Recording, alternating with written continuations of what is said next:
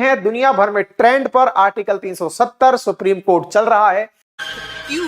क्या हुई? जम्मू कश्मीर से आर्टिकल 370 हटाने के केंद्र के फैसले को सुप्रीम कोर्ट के द्वारा सही ठहराया गया। आइए देखते हैं, मजा आएगा। सुप्रीम कोर्ट की यह खबर पूरे भारत में सुर्खी बनी हुई है कि इसके मायने क्या निकलेंगे, किस तरह से अंतरराष्ट्रीय स्तर पर क्या बातें निकल कर आएंगी, भारत के लिए अब जम्मू कश्मीर के क्या मायने होंगे, क्या यहां पर फिर से राज्य का दर्जा दिया जाएगा, तो क्या चुनाव होंगे, सुप्रीम कोर्ट के द्वारा प्रमाणिकता मिलने से इस बात को कितना बल मिलेगा। जम्मू कश्मीर में रहने वाले नेताओं को यह गुमान था कि यह संभव ही नहीं है कि जम्मू कश्मीर से उसका स्पेशल स्टेटस लिया जा सके। इसी कारण से शाह फजल, जो कि कभी रैंक 1 आईएएस ऑफिसर थे, रैंक 1 पाए थे यूपीएससी के अंदर और आईएएस ऑफिसर थे, जिन्होंने रिजाइन करके हाल ही में नेता बने थे, वो अपने समेत कई याचिकाएं सुप्रीम कोर्ट में दायर कर दिए कि सरकार ऐसा फैसला नहीं कर सकती।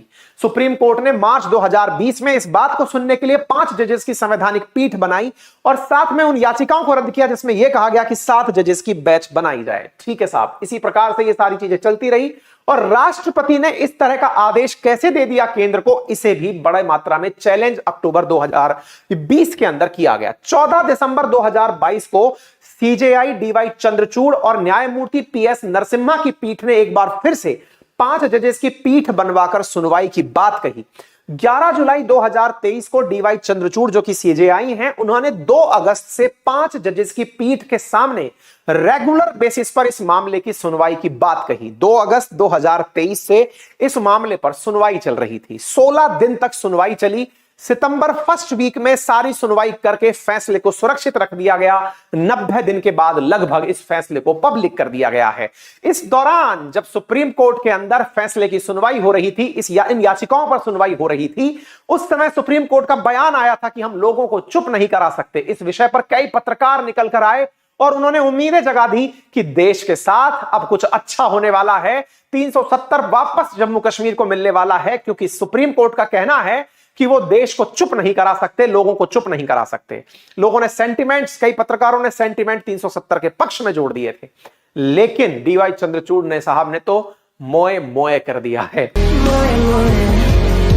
का सपना अब एक सपना ही रह जाएगा। सुप्रीम कोर्ट ने अपने वर्डिक्ट में 370 को रद्द करने के केंद्र के फैसले को सही करार दे दिया कि केंद्र ने जो फैसला किया वो सही है। फैसला आया तो निश्चित ही प्रधानमंत्री को पसंद आया, निश्चित ही अमित शाह जी को पसंद आया, तो भाई साहब हरि सिंह जी के बेटे को भी पसंद आया। कोर्ट के अपने अहम फैसले पर महबूबा मुफ्ती भी निकल कर आई और इन्होंने जो बात कही वो बात सुनने लायक है।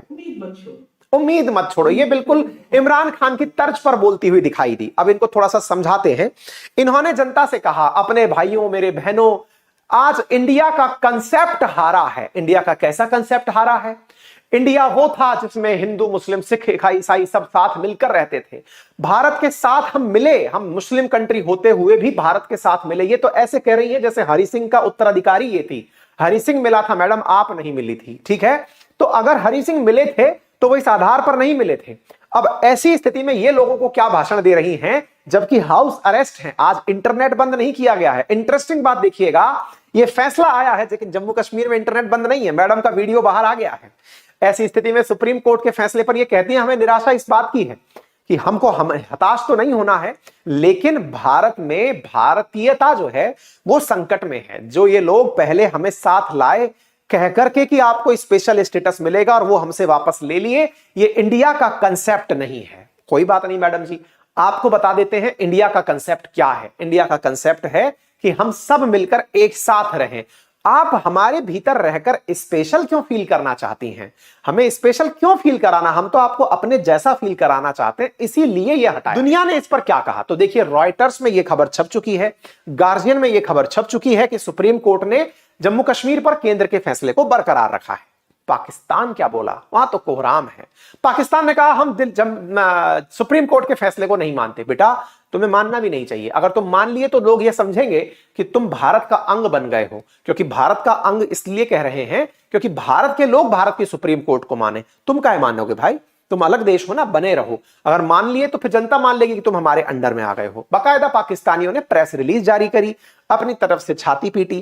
छाती पीटने पर इनके पुराने नेता, नए नेता सब निकल कर आए और अपनी तरफ से दर्द मनाकर चले।